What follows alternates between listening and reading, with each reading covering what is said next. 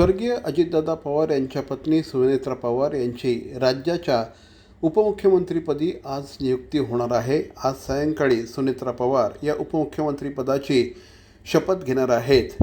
या संदर्भातला निर्णय काल पक्षाने घेतला। आज या संदर्भात पक्षाच्या आमदारांची बैठक देखील झाली। या बैठकीमध्ये पक्षाच्या नेतेपदी सुनेत्रा पवार यांची नियुक्ती करण्यात आली आहे। अजित पवार यांच्या पत्नी सुनेत्रा पवार यांचा आज शपथविधी होणार आहे। या शपथविधीनुसार आता त्यांच्याकडे कुठली महत्त्वाची खाती दिली जातात याकडे देखील सगळ्यांचंच लक्ष आहे।